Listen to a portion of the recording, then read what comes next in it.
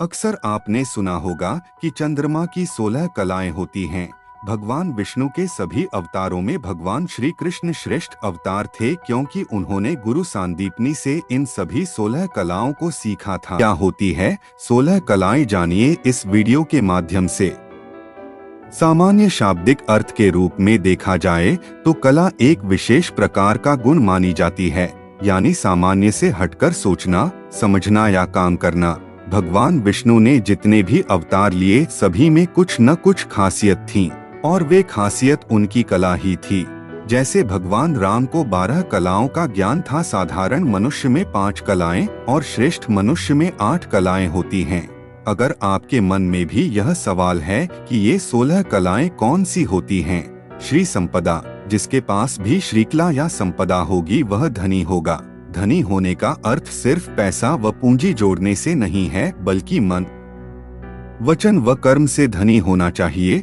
यदि कोई आस लेकर ऐसे व्यक्ति के पास आता है तो वह उसे निराश नहीं लौटने देता। श्री संपदा युक्त व्यक्ति के पास मां लक्ष्मी का स्थायी निवास होता है। भू संपदा, इसका अर्थ है कि इस कला से युक्त व्यक्ति बड़े भूभाग का स्वामी हो या किसी बड़े भूभाग पर आधिपत्य अर्थात राज करने की क्षमता रखता हो। कीर्ति संपदा, कीर्ति यानी कि ख्याति, प्रसिद्धि अर्थात जो देश दुनिया में प्रसिद्ध हो, लोगों के बीच लोकप्रिय हो और विश्वसनीय माना जाता हो, जन कल्याण कार्यों में पहल करने में हमेशा आगे रहता हो। वाणी सम्मोहन, कुछ लोगों की आवाज में सम्मोहन होता है। लोग न चाहकर भी उनके बोलने के अंदाज की तारीफ करते हैं।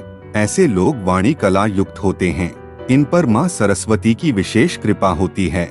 इन्हें सुनकर क्रोध शांत हो जाता है और मन में भक्ति व प्रेम की भावना जागती है। लीला, इस कला से युक्त व्यक्ति चमत्कारी होता है और उसके दर्शनों से ही एक अलग आनंद मिलता है। श्री हरि की कृपा से कुछ खास शक्ति इन्हें मिलती हैं, जो कभी कभी अनहोनी को होनी और होनी को अनहोनी करने के साक्षात दर्शन करवाते हैं। ऐसे व्यक्ति जीवन को भगवान का दिया प्रसाद समझकर ही उसे ग्रहण करते हैं। कांति, कांति वह कला है जिससे चेहरे पर एक अलग नूर पैदा होता है, जिससे देखने मात्र से आप सुध-बुध खोकर उसके हो जाते हैं, यानी उनके रूप सौंदर्य से आप प्रभावित होते हैं और उनकी आभा से हटने का मन ही नहीं लेता है। विद्या, विद्या भी एक कला है। जिसके पास विद्या होती है उसमें अनेक गुण अपने आप आ जाते हैं। विद्या से संपन्न व्यक्ति वेदों का ज्ञाता, संगीत व कला का मर्मज्ञ, युद्ध कला में पारंगत, राजनीति व कूटनीति में माहिर होता है। विमला, विमल यानी छलकपट, भेदभाव से रहित, निष्पक्ष, जिसके मन में किसी भी प्रकार मैल ना हो, कोई दोष न हो, जो आचार विचार और व्यवहार से निर्मल हो, ऐसे व्यक्तित्व का धनी ही विमला कला युक्त हो सकता है।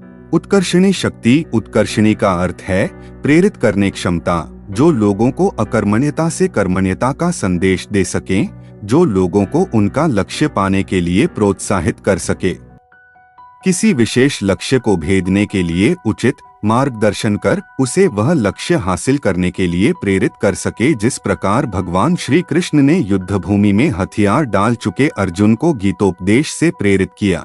निरक्षीर विवेक, ऐसा ज्ञान रखने वाला व्यक्ति जो अपने ज्ञान से न्यायोचित फैसले लेता है। ऐसा व्यक्ति विवेकशील तो होता ही है, साथ ही वह अपने विवेक से लोगों को सही मार्ग सुझाने में भी सक्षम होता है। कर्मण्यता, जिस प्रकार उत्कर्षणी कला युक्त व्यक्ति दूसरों को अकर्मण्यता से कर्मण्यता के मार्ग पर चलने का उपदेश देता है, वह लोगों को लक्ष्य प्राप्ति के लिए कर्म करने के लिए प्रेरित करता है, वहीं इस गुण वाला व्यक्ति सिर्फ उपदेश देने में ही नहीं बल्कि स्वयं भी कर्मठ होता है।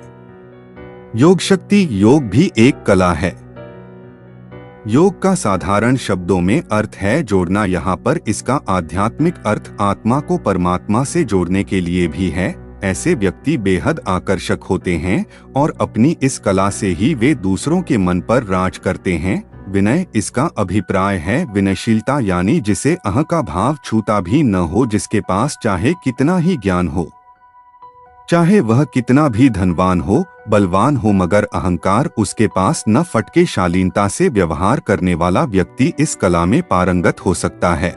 सत्य धारणा विरले ही होते हैं जो सत्य का मार्ग अपनाते हैं और किसी भी प्रकार की कठिन से कठिन परिस्थितियों में भी सत्य का दामन नहीं छोड़ते। इस कला से संपन्न व्यक्तियों को सत्यवादी कहा जाता है। लोक कल्याण व सांस्कृतिक उत्थान के लिए ये कटु से कटु सत्य भी सबके सामने रखते हैं। आधिपत्य का तात्पर्य जोर जबरदस्ती से किसी पर अपना अधिकार जमाने से नहीं है, बल्कि एक ऐसा गुण है जिसमें व्यक्ति का व्यक्तित्व ही ऐसा प्रभावशाली होता है कि लोग स्वयं उसका आधिपत्य स्वीकार कर लेते हैं, क्योंकि उन्हें उसके आधिपत्य में संरक्षण का एहसास व सुरक्षा का विश्वास होता है। अनुग्रह क्षमता, जिसमें अनुग्रह की क्षमता होती है, वह हमेशा दूसरों के कल्याण में लगा रहता है, परोपकार के कार्यों को करता रहता है। उनके पास जो भी सहायता के लिए पहुंचता वह अपने सामर्थ्यानुसार उक्त व्यक्ति की सहायता भी करते हैं। जिन लोगों में भी ये सभी कलाएं अथवा इस तरह के गुण होते हैं वे ईश्वर की तरह ही होते हैं। हालांकि किसी इंसान में इन सभी गुणों का एक साथ मिलना असंभव है। ये सभी गुण केवल द्वापर युग में भगवान श्री कृष्ण के अवतार रूप में ही मिलते हैं, जिसके कारण यह उन्हें पूर्ण अवतार और इन 16 कलाओं का स्वामी कहते हैं। अगर वीडियो अच्छी लगी हो तो वीडियो को लाइक करें और चैनल को सब्सक्राइब करना ना भूले। धन्यवाद।